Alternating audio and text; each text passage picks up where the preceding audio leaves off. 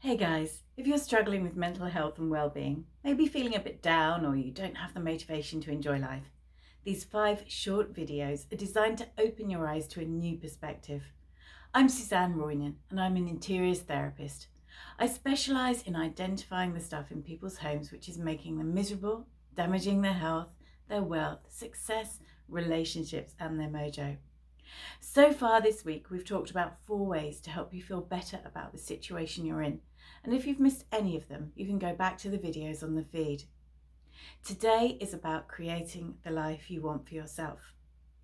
As well as being an interiors therapy expert, I'm a life coach. During my training and mentoring, I learned how to work with goal setting, smart goals, big goals, small goals. I had goals coming out of my ears. It's great to have a goal, but when you're feeling overwhelmed, just getting out of bed in the morning can be the biggest result of all. And you know, it doesn't matter who you are, prince or pauper, star or someone's son, life can get too much. And when that happens, having someone banging on about goals is the last thing you need. So what's the alternative? I'd like you to imagine how you would like your life to be. What do you really want? Potentially, it's a new, healthy relationship with someone worthy of you. Perhaps you'd like to feel at home instead of returning to a cold and unwelcoming temporary address. Or possibly you want things to start going right for you and feel more balanced at work and at home. You'd like to feel respected for what you do and as though you are doing something worthwhile with your life. Or maybe you just want to feel better about yourself instead of struggling every day. Is that really so much to ask? So how are you going to make that happen? Because the fact is, the only person who can change things for the better is you. But that doesn't mean doing it all alone. Far from it. Right now, even if you're living in a place of overwhelm, and you might feel as though everything is a challenge, you found your way to this video. Sometimes life deals you an ace. You see, with this video and the earlier ones in the series, you've opened your eyes to the physical possessions and situations which are holding you back. We've looked at the things which have you trapped in a downward spiral and leave you spinning out of control. Maybe for you, you've not lost control yet, but you can feel it heading that way and you want to pull on the brakes and do a screeching U-turn into the life you choose. When Kenny's life crashed around him soon after he and his fiancée built their own home, he believed his life was over. They'd been living really happily in a tiny apartment, had a child, and were planning ahead for the future. They saved for years and found a plot of land. Once the house was built to their specification, they were so excited to move in, but that's when things went spectacularly wrong. I'm not going to go into detail, but Kenny found himself living alone in his brand new detached house, wondering what the heck had happened. After a couple of years, Kenny had filled every room with clutter. His business was struggling and he was ready to give up. Kenny would tell you now that he was suicidal, but no one realised it had gone so far. A mate of his asked his own girlfriend what they could do to help Kenny. She'd read my book, Welcome Home, and suggested Kenny book a call. In desperation, Kenny did just that. And with each interiors therapy session, he became brighter, ridding himself of the sadness connected to his past. Adding in the power of feng shui, he realised his new house was bad for people and money, but implementing the remedies balanced out all that negative energy. He was ready to create the life he wanted. It was simple: a wife, family, happiness, and thriving business. So Kenny started the manifesto process, which is something I use with my clients to identify and manifest the things they want, or even better. Maybe you've heard of the law of attraction or cosmic ordering. Well, the manifesto is designed to draw what you want into your life on your terms.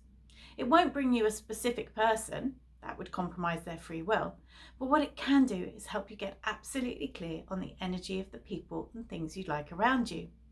Kenny's first priority was to boost his income. He wanted to be able to support a family. His original manifesto drew in great new clients who paid their invoices promptly and in full. He highlighted the importance of developing a reputation for reliability and quality workmanship, and added in the necessity for a good work-life balance and people to help with admin.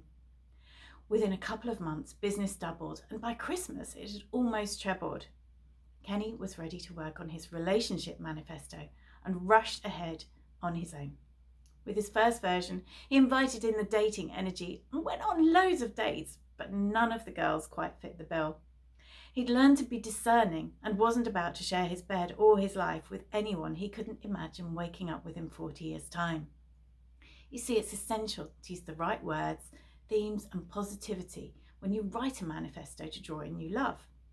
He'd done a great job on his own, but he'd missed out on the values and some other essential elements of his ideal partner, like an interest in having a family. We talked it through, made some edits, and he agreed to give his new manifesto for love a trial run. We planned to speak again a month later to see how things were going, but that's all it took. Kenny went to quote for a new job, met the daughter of the family and fell head over heels. She already had a child whose father was off the scene, and once Kenny got to know her properly, he willingly stepped into the role as head of his own little family. This all happened just before lockdown, and as you know, many relationships didn't stand the test of the pandemic. But for Kenny and his girlfriend, everything went so well, they now have a son to add to their family. Just before his second interiors therapy Christmas, Kenny and his lady got married. And whether you call a manifesto goal setting, law of attraction, cosmic ordering or something else, it has a power attuned to you and your home to make things happen. When you're ready to tune into that energy for yourself, let's chat. You can book an appointment using my website or via the link below. Getting your interiors therapy right is the beginning of the new life you want to create for yourself. Some clients have described it as magic. I prefer to see it as connecting with the energy of your home and your possessions. So if your life isn't going to plan, if your emotions are overwhelming or your mental health is struggling, if everything is going tits up and you don't know where to turn, take that first step. Talk to someone. Tell them how you're feeling. There are many professionals with the skills to help you change your perspective. It doesn't have to be me. But if the things you've heard in these videos have really hit home, then interiors therapy is a good place to start. I wish you well and hope I've inspired you to have courage to take responsibility for living and creating the life you want for yourself. Open your front door to let the good stuff in. I'm Suzanne Roynan, interiors therapy expert, feng shui practitioner and best-selling author. It's been my pleasure to share this teaching over the last few days and invite new positive energy into your life. With interiors therapy, you're in good hands, and I wish you well, and I'll see you soon.